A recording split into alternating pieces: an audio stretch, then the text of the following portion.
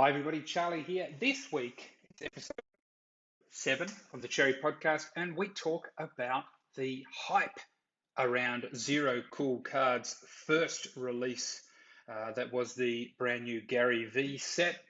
We look at Drake busting flawless live with Ken Goldin and Shine, and we take your questions live. Thanks for everyone for listening. We'll see you on the next episode. Bye. We've got a few, I think we've got a few cool things to talk about this morning. We'll wait for a couple of people to come in. Tate, Pascal, Joel.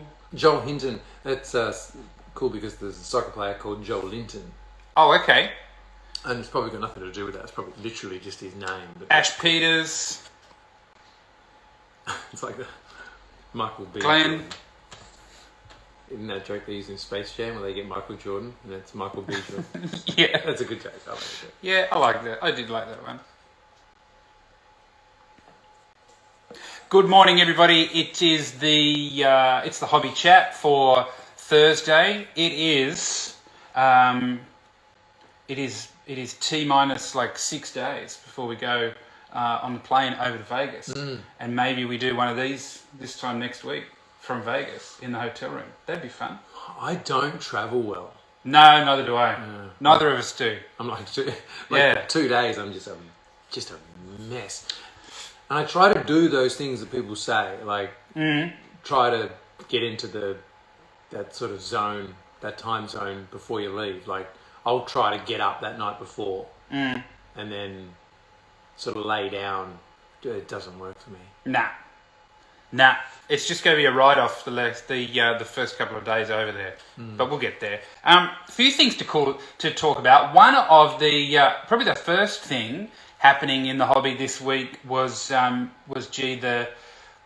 Zero Cool first release of it was like a Gary V Friends. Basically, it felt to me like it was like flawless. Actually, those items came. Was it a set or it was whatever you got in like a briefcase style? National Treasure style box. And then you got a set of like basically printed versions of the NFTs that they have already done. Not a set, just random cards. Okay, so it was random cards. They went out for auction, the blind Dutch auction at Zero Cool Cards, and I think the floor ended up being about 2,000 USD. For the set? Yeah, a bit over. A little bit over, okay. Yeah. I mean, I thought it would be somewhere between 1,500 and 2,000. Yep. It's, which is, like, I got Wordle in 2 lines, and I probably got that in 2 guesses as well. Yeah. So, Clutch Card saying that his bid of 200 a box didn't quite hit the mark. No, that's pathetic. I know he rolls deep in that too. So, 800 boxes, 40 box limit, which means that there was going to be some big players there. There only had to be 15, 20 big players. It was going to roll. Are you talking big players? You're talking about big collectors, or you're talking about big stores who might just go hard at it, get a bunch, big stores, put them on their website later. Yeah. People just want to take a position in it. And it was a pretty safe position, I would have thought. Yeah, Gary Vee's got a large audience. Yeah, you're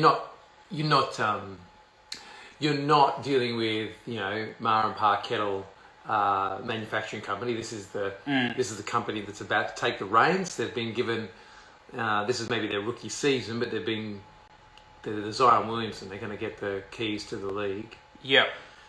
So I thought the price was about right. I think that the concept around it, the fact that it was padded out with these, cool little things, and you had the homage to Logan Paul there. Yeah.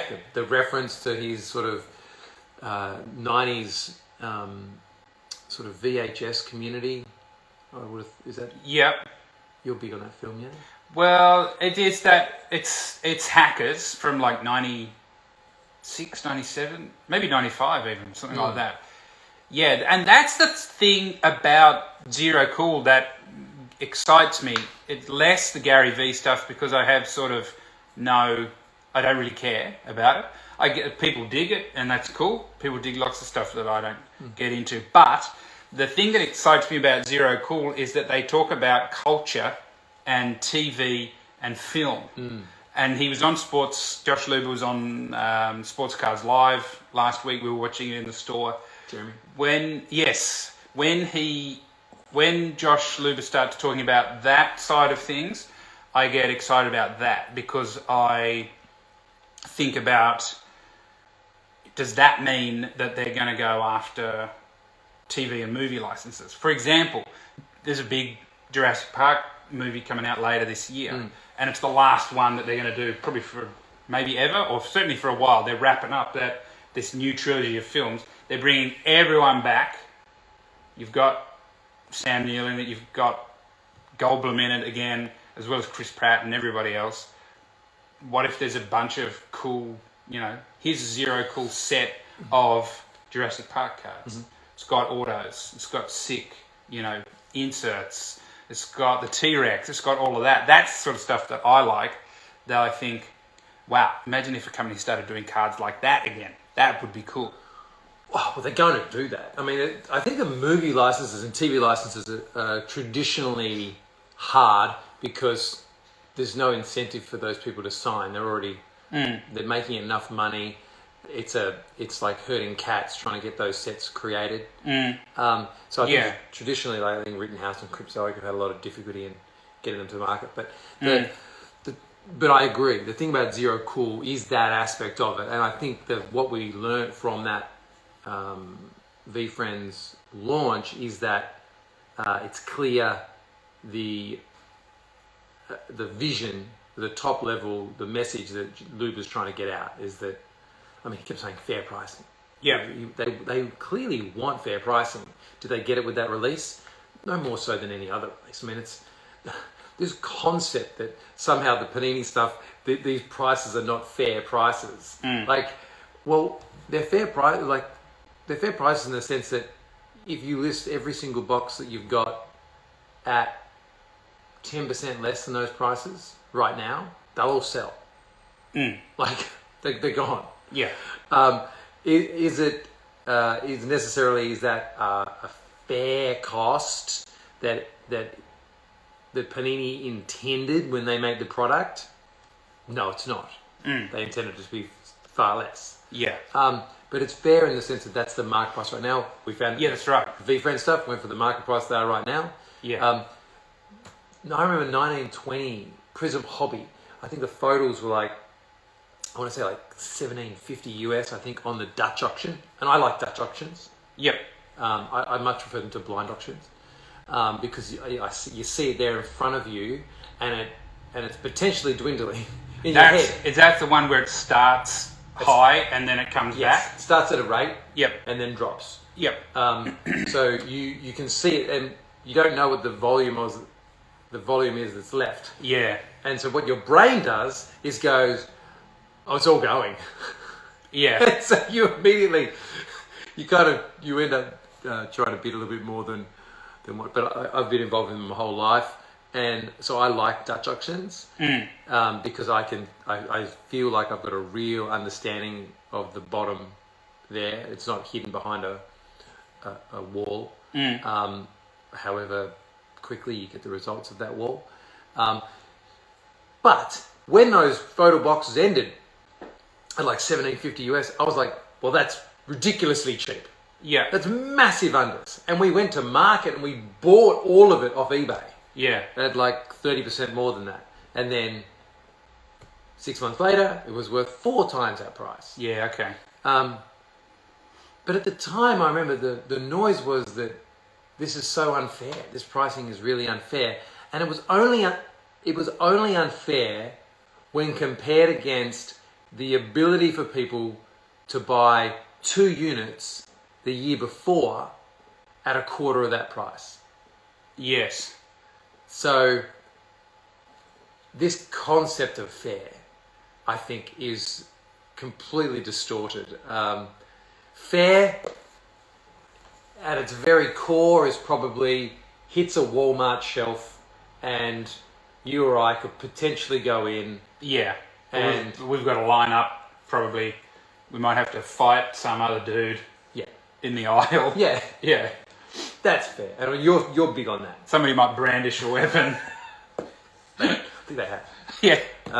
So that's fair. And then beyond that, in terms of fair pricing, well, it doesn't matter if you do a silent auction, Dutch auction, if you do like rock, paper, scissors. Like, I think beyond that, it's hit the market price and it's hit it 9 times out of 10. Yeah, that's right. That's with this auction. That's sort of what is happening. The aftermarket is coming into play from the word go. Yeah, immediately. Is what's occurring. There isn't an RRP that's decided on. It's collectors have decided what it's worth as soon as it drops. Mm-hmm. Yeah, which is interesting. Any comments? Thank you, Joel. Hope you're well too, mate. Heathy, Cam. Send through your questions, guys, with that sticker. Anything else on that? Well, we get it a little bit with any topics now, like the immediacy of a reaction to an event. Like there's a reaction to the reaction. Yeah. Immediately. Yeah. And this is kind of what we get with the market pricing. Like I think that it used to take quite a while before you generate a market price. I actually remember I went to an industry summit in 2017, and Contenders basketball had arrived. And it was Lonzo Ball, Donovan Mitchell at the time. Tatum was okay, but Lonzo Ball was hot. Yep. And he was. This product had whilst I was on the plane, this product had been shipped and arrived, and no one had pre-ordered it. So I was sitting on like a small mountain of it. No one wanted it. Contenders was still very quiet in the NBA space, massive in the football space. No one liked the brand in the NBA. I'm trying to think back to 16, 17. I don't think there was one. If there was, it was a retail. 15, 16 was terrible. It was all college uniforms and stickers. Yep. And so I hadn't sold any. And I get to this industry summit, and it had been enough days that the market price of Contenders had gone from no one's interested at basically RRP to everyone's paying 4 times as much. Oh, wow. And I was just like, I was king. Like everyone was like, oh, you got how much left? Oh, like 15k. You got 15 cases? Yeah. Yeah. I'll give you 3 times RRP for them. Wow. Yeah, so market price used to take about a week. Yep. About 2 flights. And now it happens, I don't know. Hours. On a 1-day auction, yeah. Yeah, yeah.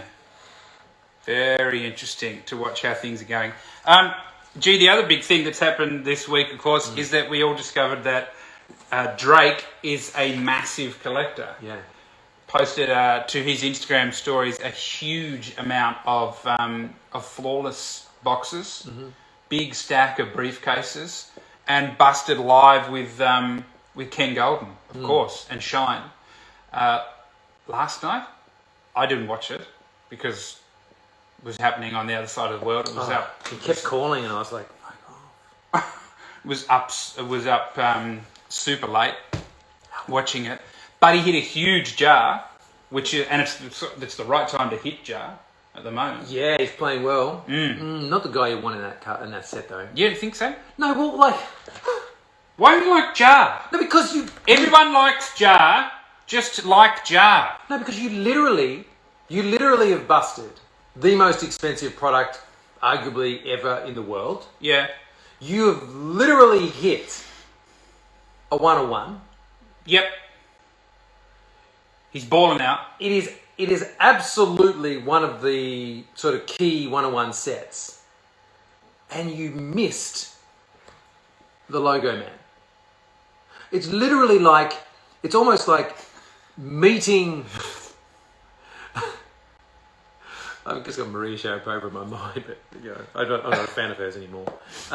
It's like meeting, I don't know, it's like meeting your celebrity crush. Yep. them being single, Yeah. and I don't know, you sort of, realizing you haven't, cleared your nostrils out well that morning or something. Like, you've gone so close to the sun, Yeah. and all you've been is burnt. So I'm upset that you aren't on board with Jar no, I'm on board with Jar. because That card. he's super cool. He's balling out. What's wrong? What's wrong with the Jar train? Should have been a 1-on-1. You could have had the logo, man. It was a terrible result. Absolutely Okay. terrible result. Now, it was past my bedtime. Yes.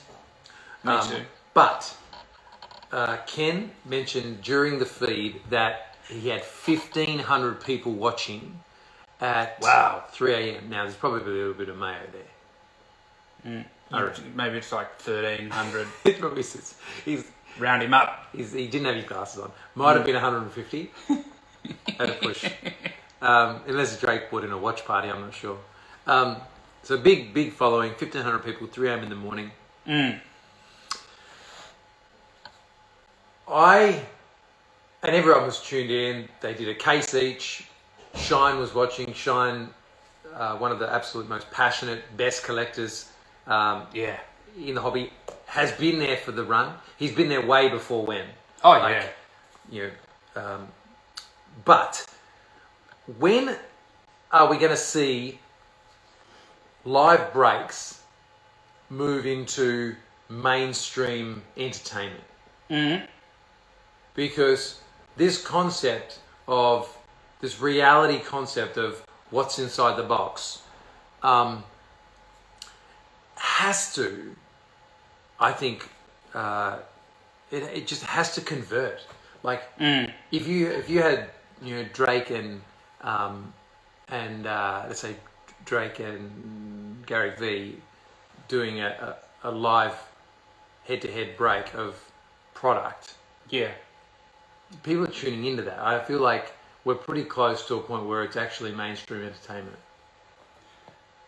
I think you're right. It's more evidence of and it's another one of those moments where it's like, wow, okay, that person collects as well.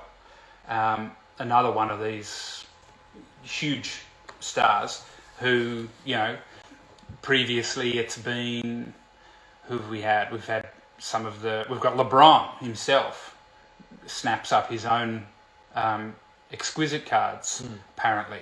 We've got people like Giannis. Giannis. We've got Gary V. We've got when people like Patrick Bet-David go on Joe Rogan podcast and start talking about cards. And it's another one, just so we all know who's doing it. It's brought to you by Ken Goldin. He's the guy often who is trying to grow this thing with his platform, which is fantastic. Yeah, and I mean, finding people that have got that volume of product, and I know Blaise was all that flawless. I think they didn't, from memory, that there was a product that I don't know, it was flawless that they decided not to break this year. Maybe it was National Treasures, and well, we saw where it was. So it was like just a mountain of it. So obviously keeping it close for when the champagne one wanted to bust it. I think that we're close. I think that I'm the right guy to host that show. You're talking like a break stars show.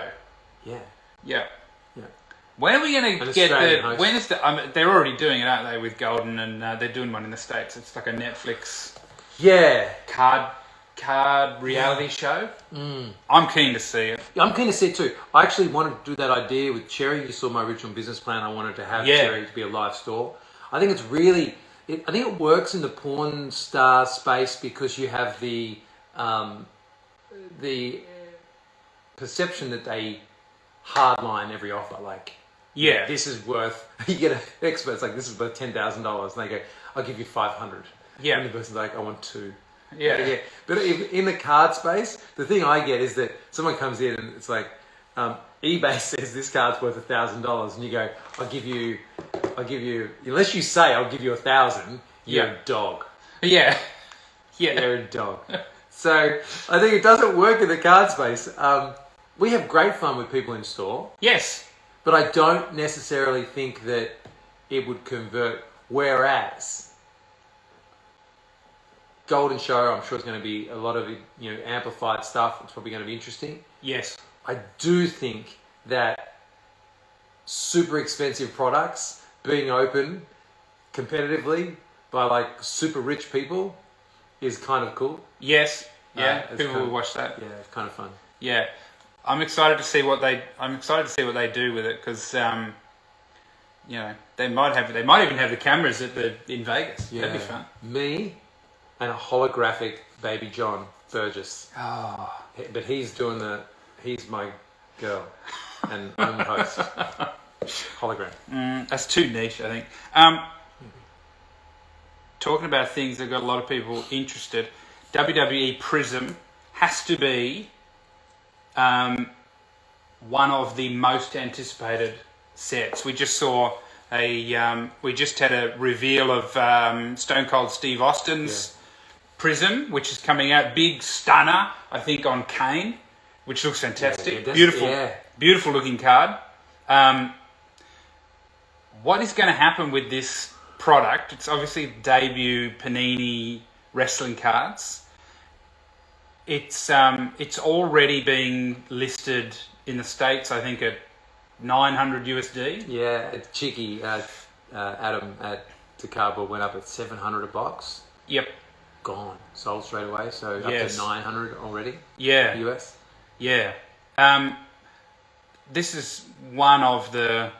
I mean, it happened somewhat last year with UFC, but this is bigger, it feels. Oh, it's much bigger. Much bigger. There isn't a comparison. I mean, UFC is a amazing license. It's a growing sport. Yes. It's got a big following. But WWE is something that is ingrained in like, I guess, where the money is, which is collectors our age. Like we literally grew up on a diet of this stuff, and so I think where the money is right now, UFC is probably as popular in terms of its ability to be collected by the younger audience. But in terms of where the money is and who's going to pay the money, whatever price the UFC Prizm is, the WWE Prizm will sell for more. So at the moment, you were on a call yesterday. You were speaking to someone who's quite high up in the hobby space, and they were already being offered significantly more than the market price for volume of this. Yeah. So the current market price is undervalued significantly, and if today's preview is Stone Cold's in the set, which we weren't 100% on, we speculated before that it would be. It did say current day stars and legends. It said the autos. There was a it said there was champions in the auto set. The base gold Prizm is what Prizm's all about. Yeah. And they don't do it with. There's no legends in the soccer set.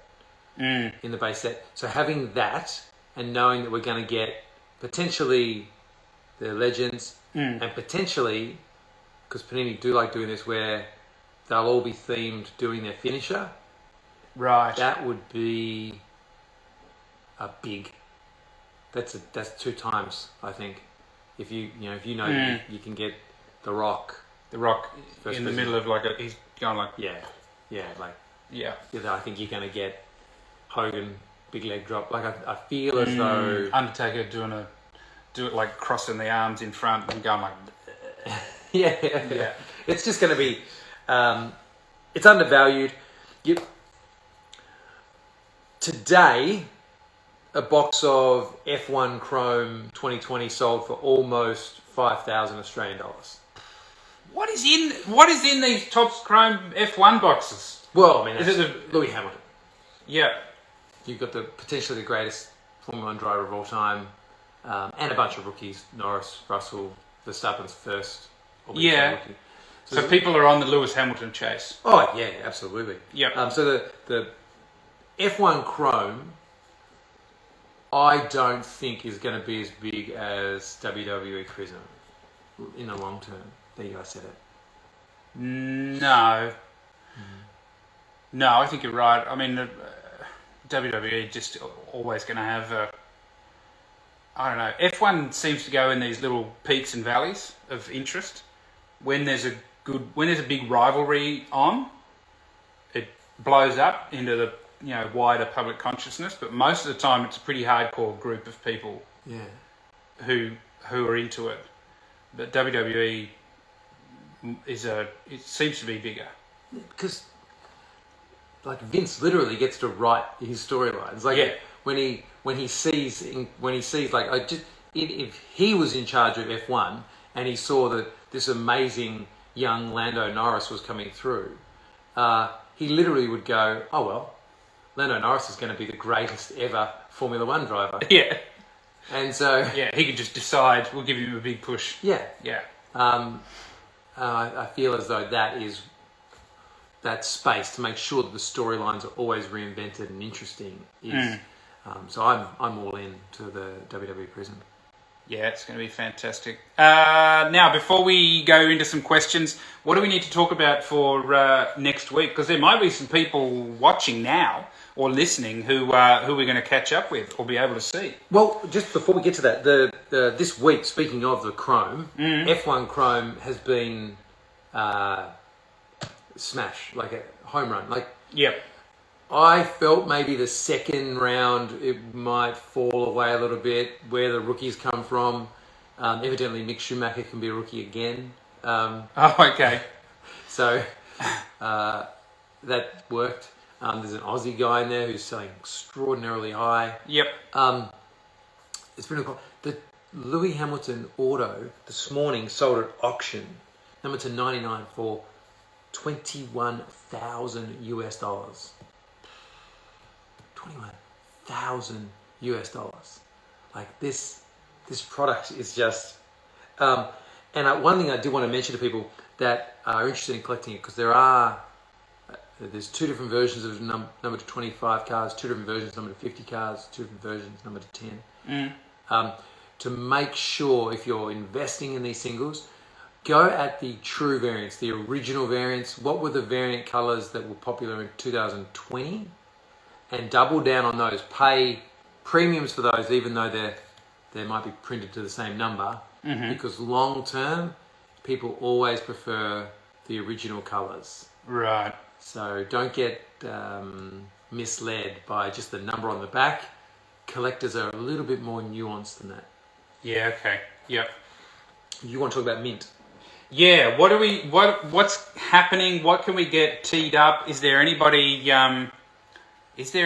watching or listening to this one who we're going to be able to meet up next week? Or what have you got planned? Yeah, well, booking meetings. Just touched base with Brian Gray. We've got a bunch of meetings with all the important. Yeah, you're excited about that. Yeah, he's my favourite. Yeah. Yeah. Every time I see him on Sports Cars Live or even on Twitter, he is just 100% facts all the time. Yeah. Smacking people. He was smacking some dude on Twitter yesterday. Oh, wow. Yeah, he's getting into it with somebody. Somebody was saying, somebody was having a go at the Mint Collective, actually. They were like, "Oh, what's this Mint Collective? It looks like a joke. It's got a bunch of people with no experience in the hobby." And got me. Yeah. And Brian Gray was underneath he was like, "What about me?" Yeah, exactly all that, yeah. And he was like, "Oh, well, yeah, what about all these other dudes? They've only been into cards for like 6 months or whatever." And he was like, "Yeah, it doesn't matter. I'll be there." The Brian Gray. So I think it's fantastic. That argument is just so, it's so repugnant, isn't it? It's abhorrent. Yeah, it's just silly. Like, it's clearly, this is a new event. Verez is there. Yeah. Brian Gray's there. Yeah. The head of PSA is there. Yeah. The head of Beckett is there. eBay. One of the heads of eBay is there. Yeah. It, like, this concept of it's all these new people just doesn't, it's not factual. There's a whole bunch of new people there. Yep. Because, surprise, spoiler alert, there's a whole bunch of new people in the hobby. Correct. So Yeah, which is why we're able to do events like this one now. Yeah. It wouldn't be happening without the new people. yeah, Probably. idiots. So I think it's great that he jumped in and stood up for the hobby. I think that, we just want to meet people because there's so many people that we haven't been able to have a fist pump with and a drink for the best part of 3 or 4 years. That's fantastic. You were even the last time was like nearly 4 years ago. We're going to be pushing customs laws because, as you know, there's like $30,000 worth of alcohol as gifts Yes. that we have to somehow fit into our cases. I don't want any of it in my case. No, well, you've got to take it because I've looked into the. It's either going to go up your ass or in your case. Okay. I'm just going to drink it all. But we need to get that across there. Yep. And I need to go shopping to get. I want to look. Jesus. No, seriously. I want to look in every meeting. I want to look like Hugh Jackman from the R.M. Williams ad. I mean, you could have the same clothes on as him. Yes. Yeah. Well, Yep, that'll be similar then. Yeah. But other than that, That's all I want. yeah. Okay. Well, you can probably achieve that. They've probably got R.M. Williams in Vegas. No, I'm buying it here Oh, okay. in Tasmania. All right. Good luck. Good luck. I don't want my boots to go clink, clink. Everyone will look like, the Cowboys. The Australian We're going Cowboys. to Las Vegas, not like Texas. No, but there's going to be, I reckon, if we look really Australian, Right. the Steve Irwin of Breakers.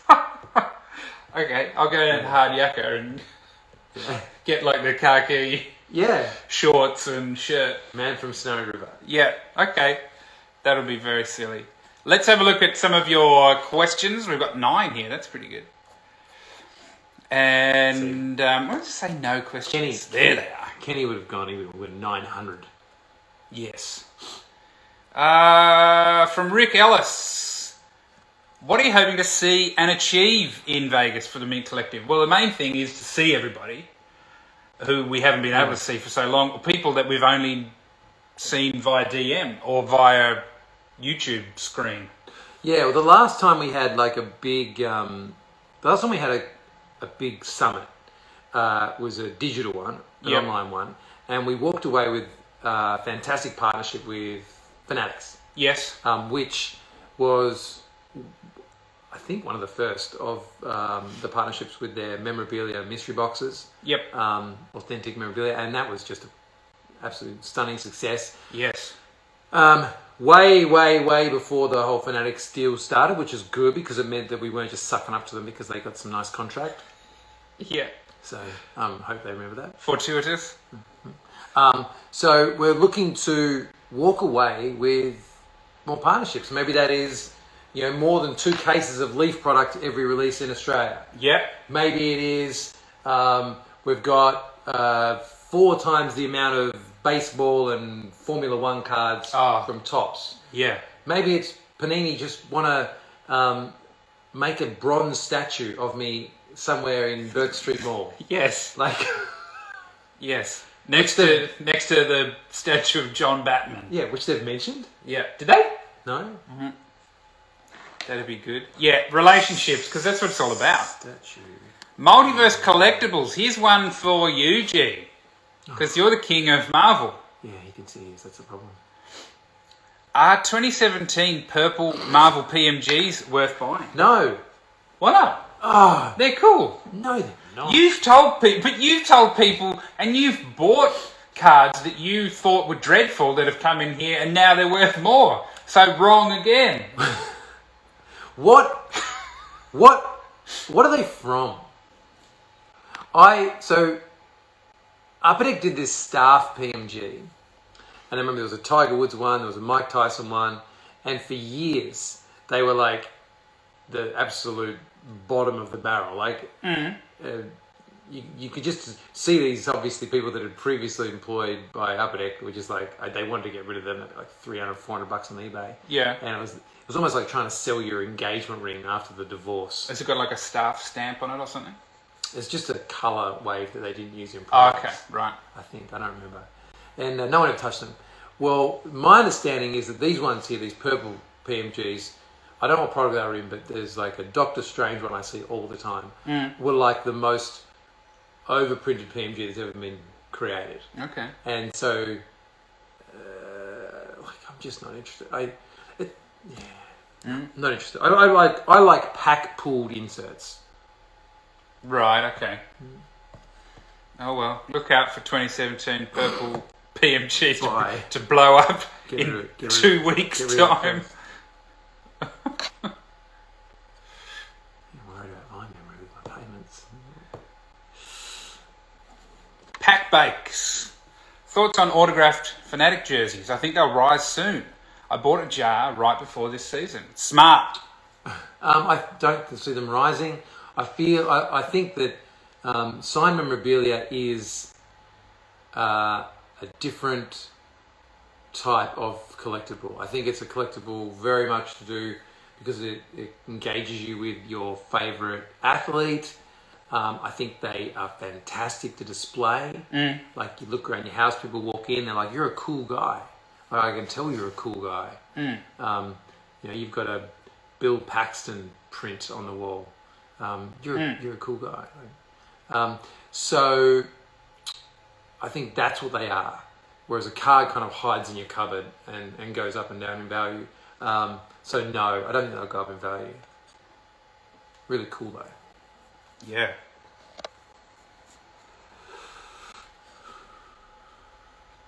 Next one. Where'd it go? Multiverse again. Who's the player that is underrated now in the NFL that will peak next season in terms of card sales? I think underrated quarterbacks' prices sort of move the most. I think Joe Burrow's price will come down the most, albeit I think he is the best. So it's not necessarily just talent related. I think Justin Jefferson is supremely talented. Jonathan Taylor supremely talented. I'd say if I was going to put massive money into someone right now, I think Russell Wilson is one of the top quarterbacks, maybe top 3 quarterbacks in the NFL, and he's at a team that can win a Super Bowl. So, and he's got cards that were tremendously short printed back then. So I feel as though he would be my buy. Okay. And I also just bought a lot of Russell Wilson cards. Let's do a couple more. Go away, question. Sausage fingers. Thank you. Yeah.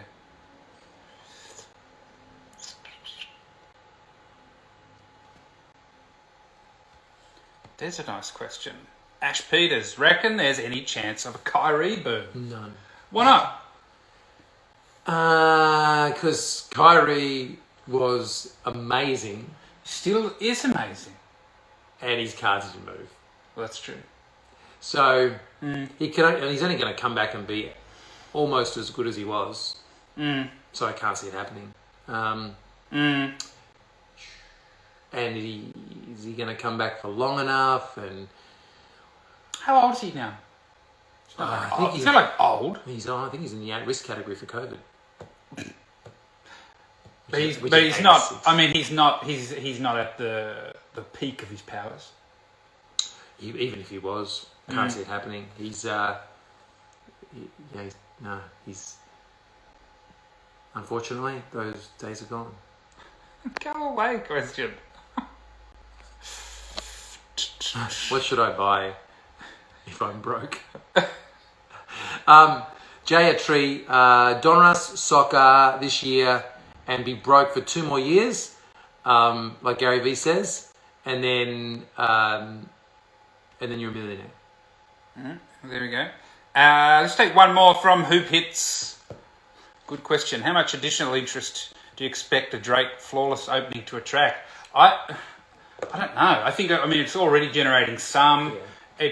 What it also does is that what I always think is that it shows other people at his level that this is a legit thing, and they're like, so that other people who are pop stars or movie stars at his level, who are maybe friends of him, or maybe they're in the DMs, and they're like, oh wow, you're into cards, so that's cool, huh? And he's like, yeah man, it's cool as fuck. You should get into it too. That's the sort of trickle down that I see potentially. I think it's just huge. That product in particular, that card in particular. Every now and again, there's a card that does this, and we spoke about it before this product released. That product is not a $20,000 a box product. There's just nothing about it. The rookie class is good. Like Ant-Man's good, and LaMelo's good, but it's not great. Like it's not. You're not looking at either of those guys and seeing Giannis or seeing Luka or seeing I don't know, even Jar for that matter. So it's that card, and yeah, like you've really got to think that the more that card doesn't get pulled, the more interest at that level there's going to be in getting it. Like people would be like, "Oh, Drake wants it."